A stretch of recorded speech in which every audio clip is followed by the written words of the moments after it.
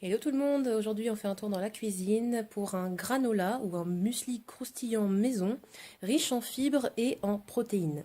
Alors pour cette recette, vous allez avoir besoin de 300 g de flocons d'avoine, des flocons d'avoine vraiment basiques. On va le faire en mode vegan aujourd'hui, hein, donc je ne vais pas ajouter d'œufs. On va par contre utiliser de l'huile, donc ici c'est 60 g d'huile de colza. Vous pouvez utiliser de l'huile de coco aussi, c'est très très bon, mais j'en avais plus. Donc 60 g d'huile de colza, 40 g de sucre roux ou du sucre de coco, comme vous préférez.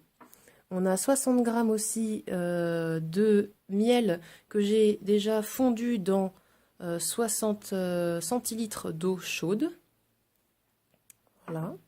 Pour le côté fibres et protéines, on va commencer avec 100 g d'amandes et de noisettes concassées. Donc vous voyez, j'ai déjà préparé les ingrédients avec le couteau. Voilà, j'ai juste un petit peu broyé les amandes et les noisettes. Vous pouvez prendre n'importe quelle noix de macadamia. Voilà, les amandes, c'est ce qu'il y a de plus riche en protéines en tout cas. Donc c'est pour ça que j'ai opté pour ça. Et ça va apporter du crunchy. Pour continuer côté protéines, on va partir avec un mélange pour boisson protéinée. Donc ici de la marque Herbalife Nutrition.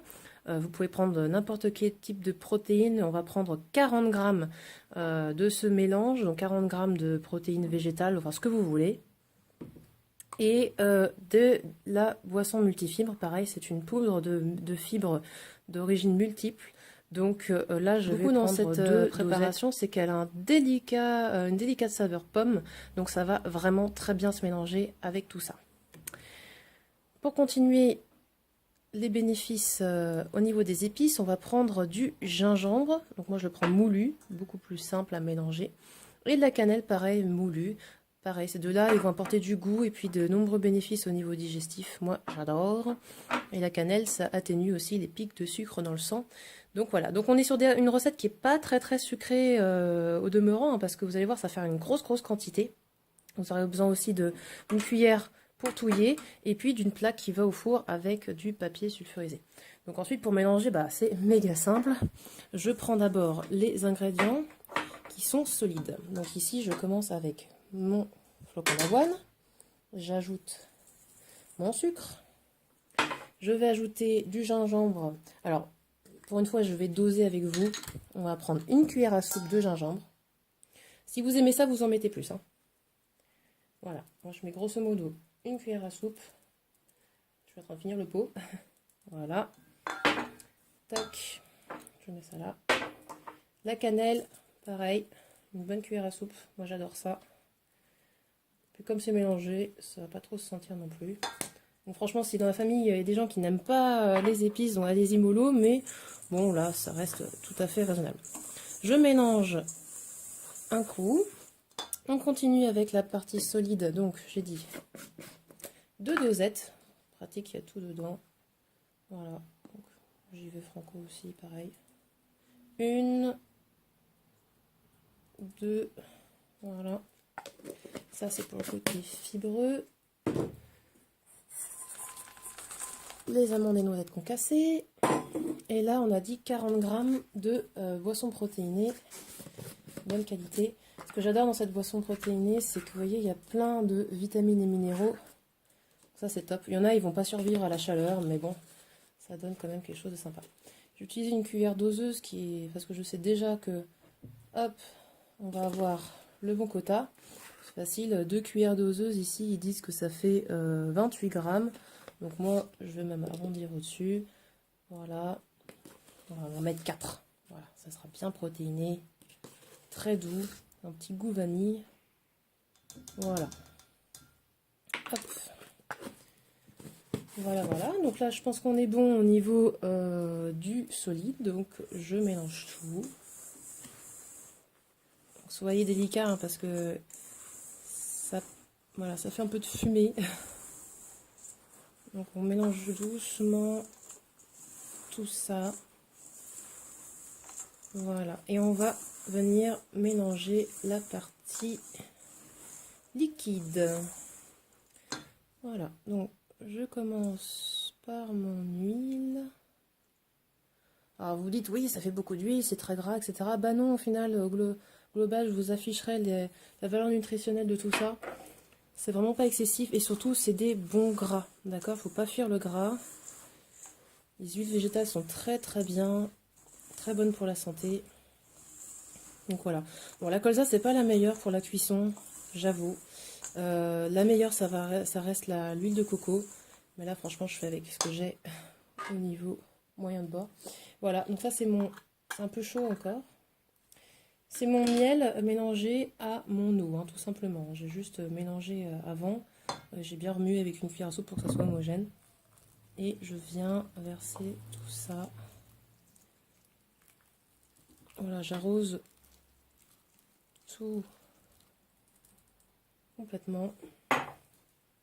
Voilà. Et là, on vient touiller pour que, au final, tout le mélange absorbe bien le liquide. Puis ça va commencer à faire notre texture de granola. Vous savez, le granola, c'est ce muesli croustillant là, qui fait des petites pépites qu'on adore. J'aime pas ceux du commerce parce qu'ils sont vraiment bourrés de sucre et surtout de sirop de glucose fructose qui franchement n'a aucun intérêt pour la santé. Donc autant que vous contrôliez vos apports en sucre, surtout en sucre ajouté, et vous fassiez un mélange qui soit vraiment top. Donc vous voyez, on est sur une texture pâteuse, hein. On est vraiment sur une pâte. Voilà, donc je vais juste bien racler en bas pour être sûr que j'ai pas oublié une farine ou autre chose. Voilà. Ben, c'est bon, hein, c'est pas mal. Voilà. Donc ce qui va faire que ça devient croustillant et évidemment pas tout mou comme ça, c'est le fait de cuire au four. Donc, hop, j'écarte tout ça. Je prends ma plaque. Voilà. Et là, je vais répartir tout simplement sur la plaque. Donc ça colle un peu, faut pas hésiter à bien racler. J'y vais exprès, vous voyez, j'essaie de faire un peu comme un crumble.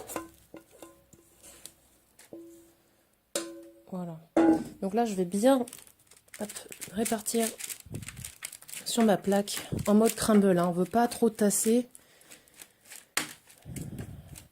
Que ça cuise de manière homogène, mais on ne veut pas trop tasser non plus. Hein. C'est ça qui va faire les pépites à la cuisson. Voilà. Alors franchement, moi je préfère y aller au doigt, donc n'hésitez pas. Voilà. C'est quand même beaucoup plus simple. Évidemment, vous n'avez pas oublié de préchauffer votre four avant, hein, 200 degrés. On va ensuite rabaisser à 180 degrés, ça suffira largement. Parce qu'il ne faut pas que ça crame non plus. Et on cuit 30, 35, 40 minutes, ça dépend de votre four. Chaleur tournante, normalement 30 minutes, ça suffit. Vous allez surveiller aussi que ça grille pas, n'est-ce pas? Voilà, faut que ça devienne doré, mais pas grillé, quoi. Voilà. Vous allez voir que les côtés vont griller plus facilement. Vous voyez un peu la texture là, il faut que ça soit un petit peu aéré. Voilà. Comme ça. Et quand vous allez ensuite, vous verrez tout à l'heure, hein, on va un petit peu l'effriter quand il sera cuit. Bah, ça donnera vraiment ce côté pépite. Donc je mets ça au four et je vous retrouve tout de suite. Et voilà, donc là ça cuit pendant 30 minutes à 180 degrés. C'est pas trop mal, c'est bien doré. J'ai fait attention à ce que ça crame pas sur les côtés. Et j'ai laissé refroidir pendant 10 minutes, histoire de pas me cramer les doigts. Voilà, donc là je vais pouvoir faire des petites pépites avec mon muesli. Donc il est encore un petit peu chaud, voilà. L'idée c'est de faire les pépites qui vont aller ensuite dans les boîtes, tout simplement. Alors moi j'aime bien avoir des gros morceaux,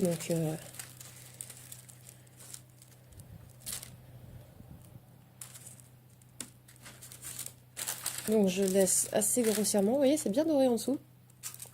Voilà.